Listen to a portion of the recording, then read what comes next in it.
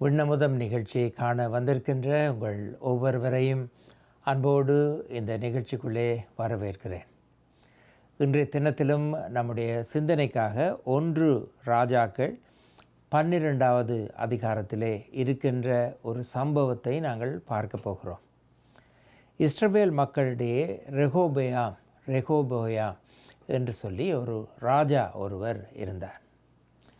அந்த ராஜா சாலமோன் ராஜாவின் மகன். அவர் ஆட்சிக்கு வந்த நேரம் அந்த குறிப்பிட்ட காலப்பகுதியிலே வாழ்ந்த மக்கள் ஒரு பிரச்சனையை எதிர்நோக்கி இருந்தார்கள். இந்த ராஜாவின் அப்பா சாலமோன் அந்த மக்களுக்கு அதிகமான வரியை விதித்திருந்தார்.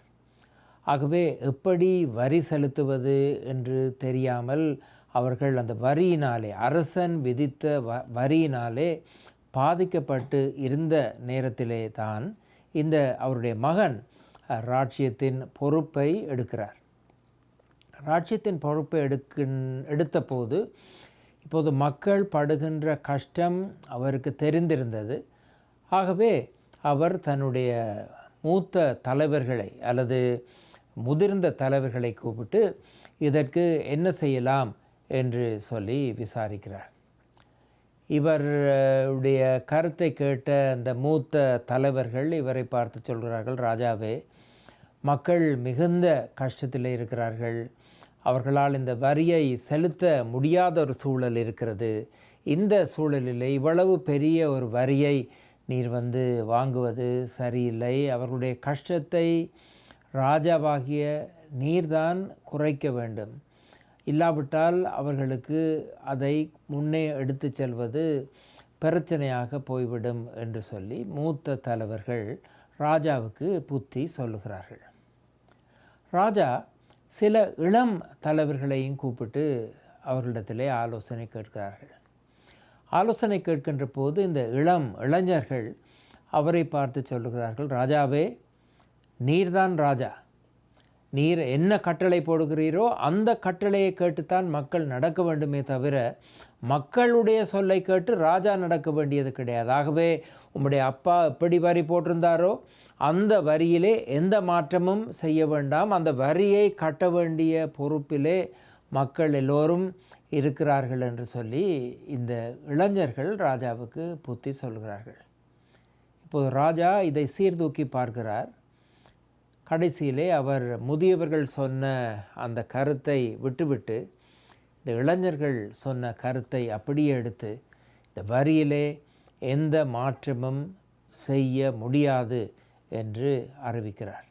இதை நான் விரிவாக விவரித்து கூறுகிறேன். இந்த கதையை நான் சொன்னது போல 1 ராஜாக்கள் 12வது அதிகாரத்திலே நீங்கள் வாசிக்கலாம். ஆகவே இந்த கட்டளை ஜனங்களுக்கு போய் சேருகிறது. ஜனங்கள் இதை கேட்டு குழம்பி போகிறார்கள். அவர்களால் வரியை செலுத்த முடியவில்லை. ஆகவே ராஜாவுக்கு எதிராக ஒரு புரட்சி ஒன்று கிளம்பி கடைசியில் இந்த கதை எப்படி முடிகிறது என்று சொன்னால் அந்த நாடு ரெண்டாக உடைந்து போனது. இதிலே இந்த நாடு ரெண்டாக உடைந்து போனதற்கு யார் காரணம்?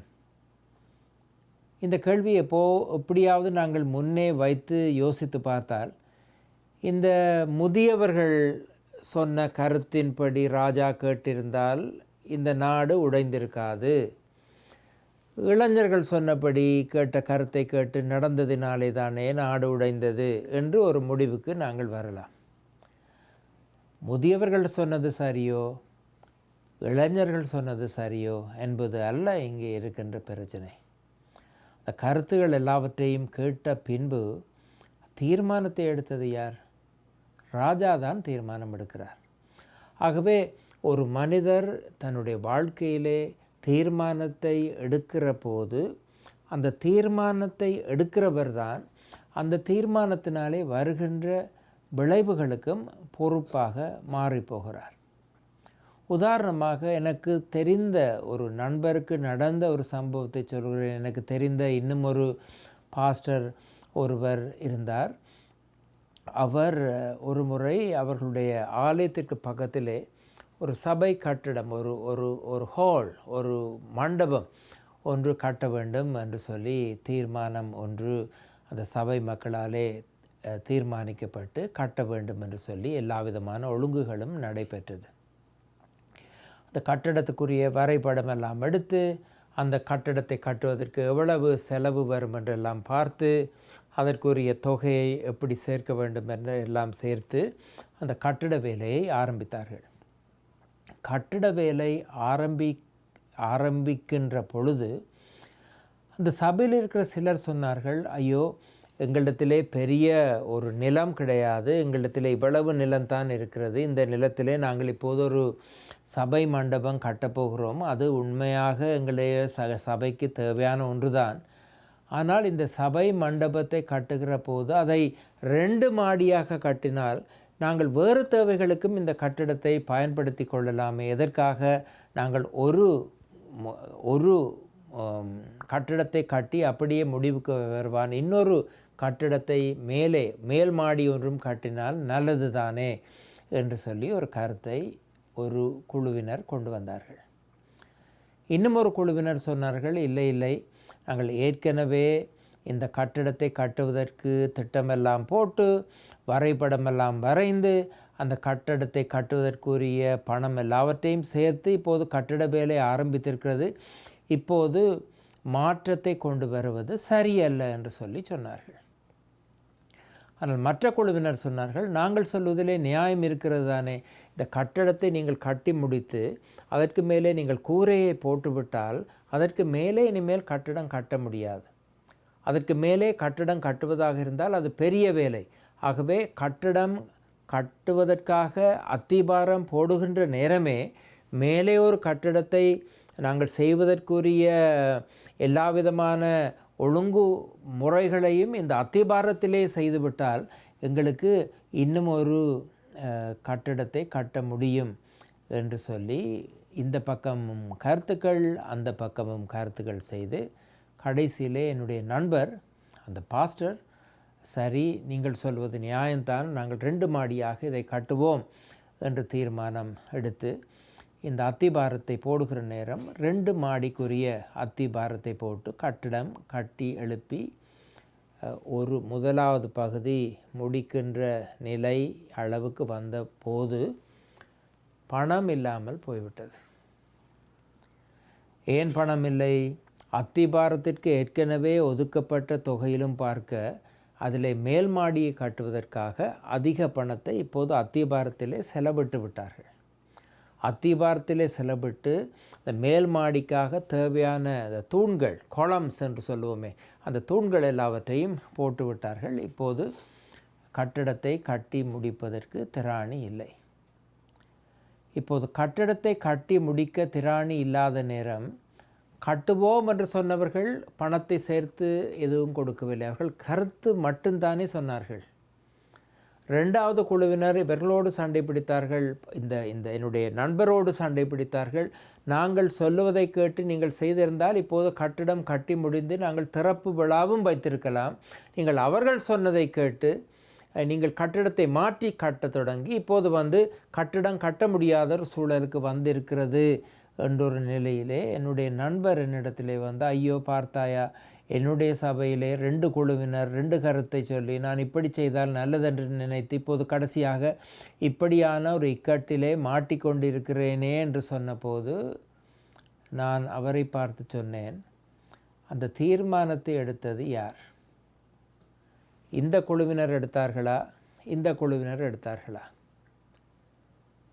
கடைசியிலே தீர்மானத்தை எடுத்தது அந்த குழுவினருக்கு பொதுவாக தலைவராக இருந்து அந்த தீர்மானத்தை எடுத்தது நீதானே.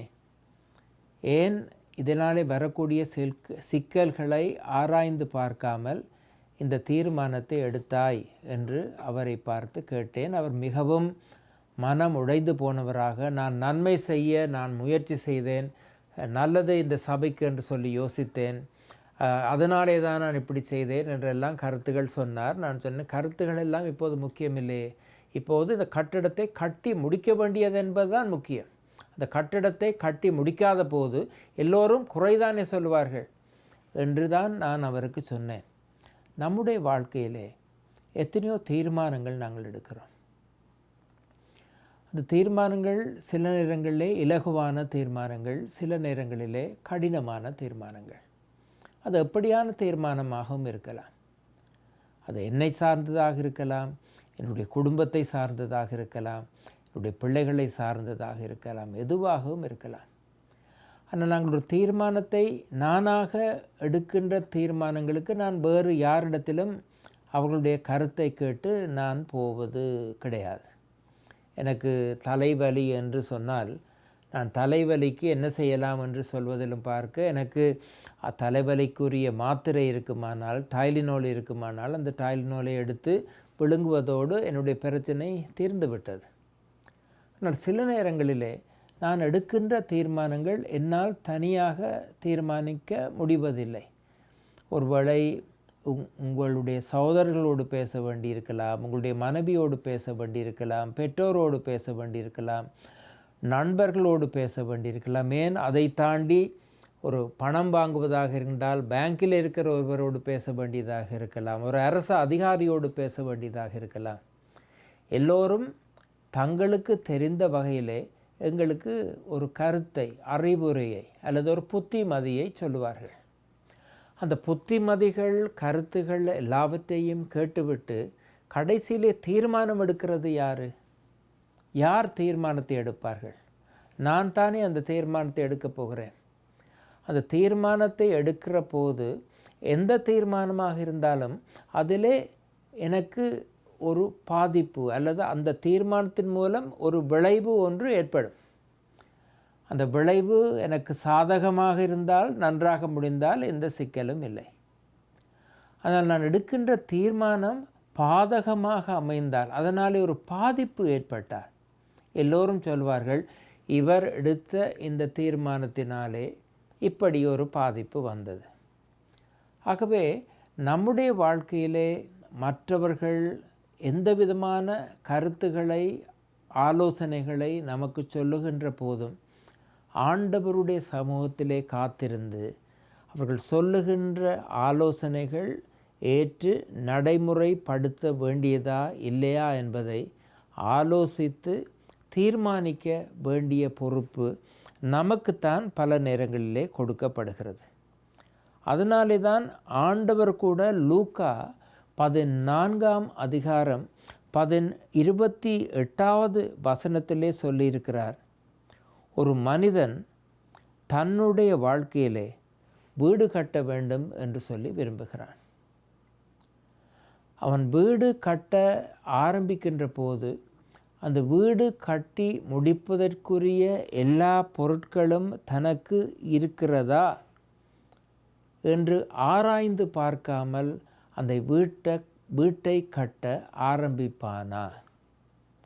அந்த வீட்டை கட்டி அவனால் அதை முடிக்க முடியாமல் போனால் அவனை பார்க்கிற எல்லோரும் அவனை பார்த்து வீடு கட்டுகிறேன் என்று சொல்லி இந்த வேலையை ஆரம்பித்தானே, ஆனால் இவனால் அந்த வீடை கட்டி முடிக்க முடியாமல் போனதே என்று சொல்லி யாரை பார்த்து ஏளனம் செய்வார்கள்? இந்த வீட்டை கட்ட ஆரம்பித்த மனிதனை பார்த்து தானே ஏளனம் செய்வார்கள்.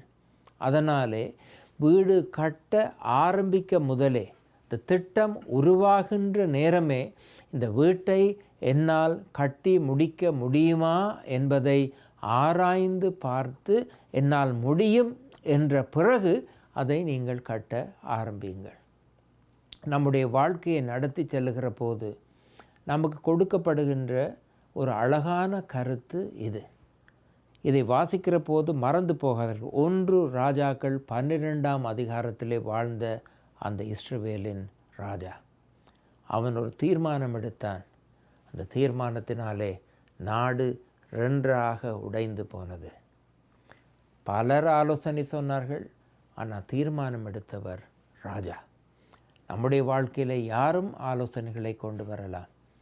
ஆண்டவருடைய சமூகத்திலே காத்திருந்து நான் எடுக்கின்ற தீர்மானம் சரியானதா, பாதிப்பை ஏற்படுத்துமா, என்னால் முடிக்க முடியுமா என்பதை ஆராய்ந்து சிந்தித்து பார்த்து அந்த தீர்மானத்தை எடுக்க ஆண்டவர் தாமே நம்மை வழி நடத்துவாராக.